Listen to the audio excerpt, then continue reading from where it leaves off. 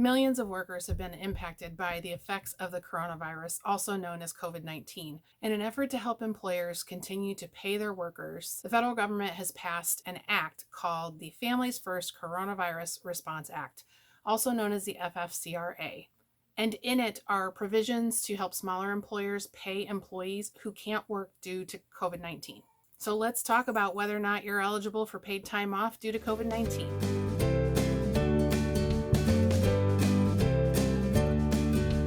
Hi friends, and welcome to the Budget Bounce. If we haven't met, I'm Jen, and we talk about living life on a budget, paying down debt, saving for our future, and anything else that's relevant to the personal finance discussion that affects our journey to financial freedom.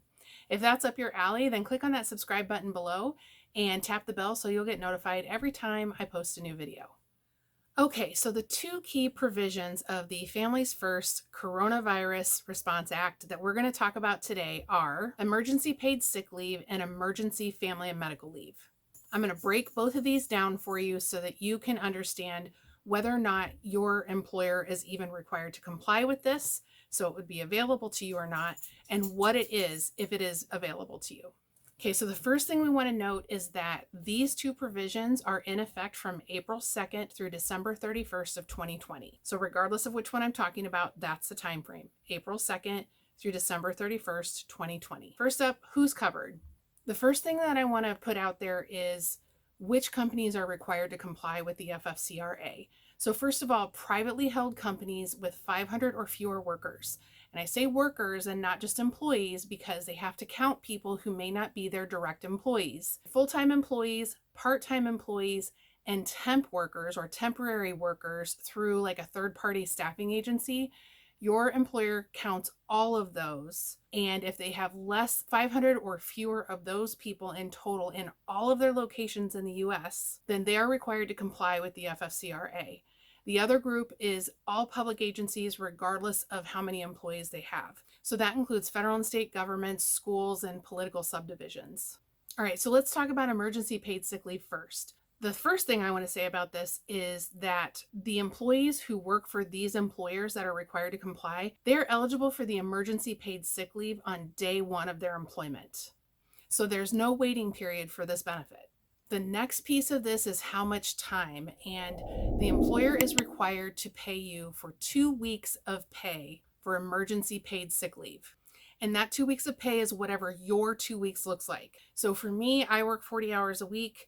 I would be eligible for 80 hours. But for the person who, I have somebody in my department who works 30 hours a week. And so that person is eligible for 60 hours of emergency paid sick leave in this example. If you're somebody who only works 15 hours a week, then you're going to be eligible for up to 30 hours of emergency paid sick leave. Now let's talk about the reasons that you become eligible for this, and there are 6 of them. All right, the first one is when you are quarantined or isolated due to federal, state, or local mandate.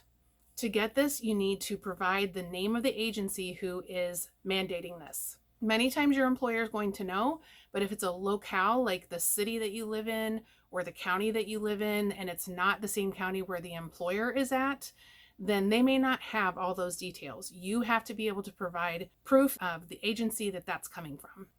The second thing is if you have documentation from a licensed healthcare professional stating that you should quarantine due to COVID-19. You will have to provide the documentation for that to your employer, so be prepared for that.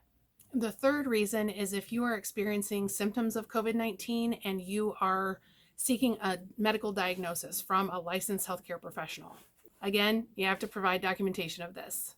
The fourth reason is if the employee has to care for an individual who is subject to quarantine or must be self-isolated. It can be a neighbor, it could be a roommate, it can be anyone. This is not specific to family. Now, in this situation, the documentation that's going to be required is the governmental agency who required the isolation and or possibly the healthcare provider who stated that the person needs to be isolating. The fifth reason is to care for a child who is no longer able to go to school due to school closings and cannot go to daycare because daycare is not available due to COVID-19. In this case, you're going to need to provide the name of the child, the name of the school that closed, or the name of the daycare that has closed. And you have to provide representation that no other suitable person will be caring for this child during this time. And the sixth reason is if the employee is experiencing symptoms that are substantially similar to COVID-19, as specified by the Secretary of Health and Human Services. All right, now let's go back through these 6 reasons and talk about how much pay you're eligible for each one of them.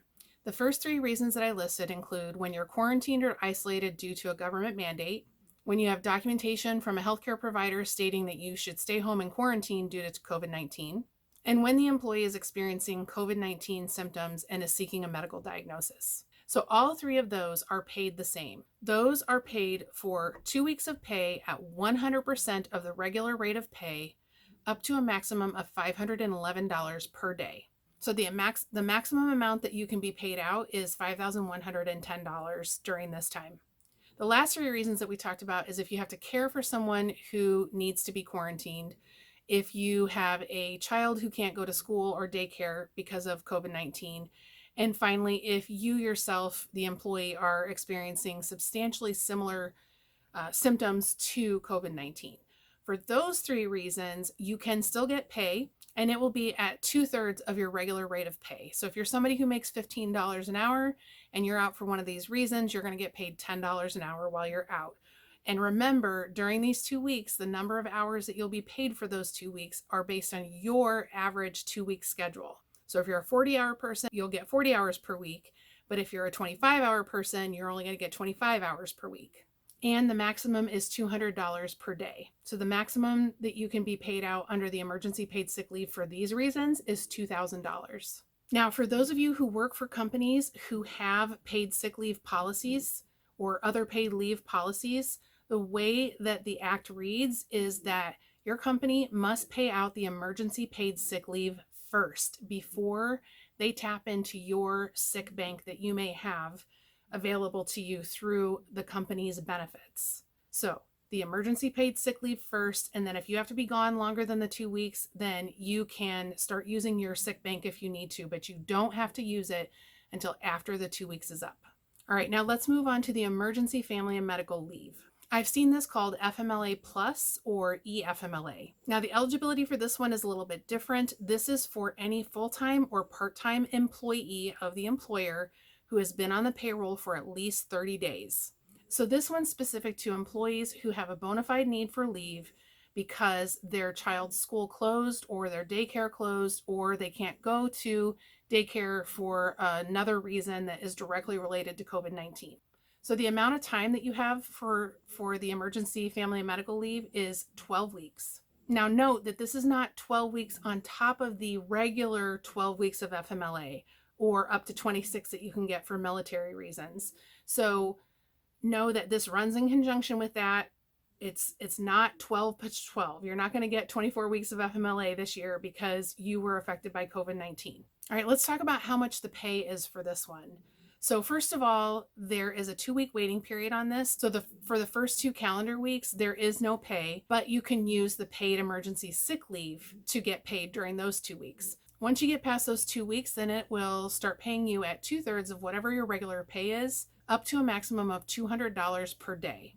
And you can do that for as long as you need to until you get to $10,000 or the end of 12 weeks. So the max amount that you can get for this is $10,000. The emergency family and medical leave offers job protection just like the regular FMLA does. The only exception to that is for employers with 25 or fewer employees. They may be able to be exempt from this. I'm not going to get into the details of that, but if that is something that, if that's your situation, you would need to ask your employer, and also you need to read up online for your state on how that is being applied. And the last thing about the emergency family and medical leave is that for employers that have 49 or fewer employees, they may be exempt from this part of the FFCRA if paying out this leave would jeopardize the viability of their business. All right, so let's just go over some things that you need to remember with this. First of all, the key number here is 500. So if you work for a privately owned company and they have 500 or fewer workers, they are required to comply with this. Let's remember that those workers are counted based on all full-time employees, all part-time employees, and all temp workers that are coming in through a third party. And it includes all of those workers across the United States in total. So you may not have 500 people in your building. Where you work might only have 50 people in it. But if your company as a whole has more than 500 employees, then they are not subject to the FFCRA. If they have 500 or fewer, they are, and these benefits are available to you to get paid time off for COVID-19. So if you work for those really small companies with under 50 employees, know that this could be very different for you. This may not be available to you. Remember that the rates of pay vary based on the type of leave that you have. So some of it is paid at 100% of your regular rate, and some of it is paid at 2/3 of your regular rate. You also need to remember that the amount of time that's available to you varies based on the type of leave. So if it's employees using the emergency paid sick leave, then that's for up to 2 weeks, and it starts on day 1 of employment. If it is the emergency family medical leave, then that's for up to 12 weeks. You don't get paid the first 2, but starting week 3, you get paid 2/3 of your regular rate.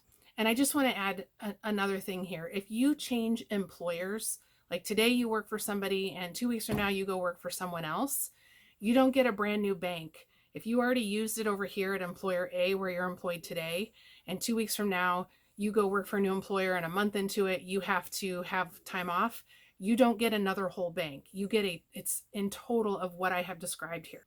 I've included some links down in the description box below that will help you kind of work through some of this. There's some great Q&A documents that the government has provided, so I've included links for those for you down below. Next up, I'm going to be talking about how you can get unemployment benefits for those who may have lost their job or have experienced a reduction in pay or hours, or maybe both. So click on this video right here and I'll meet you over there to talk all about it.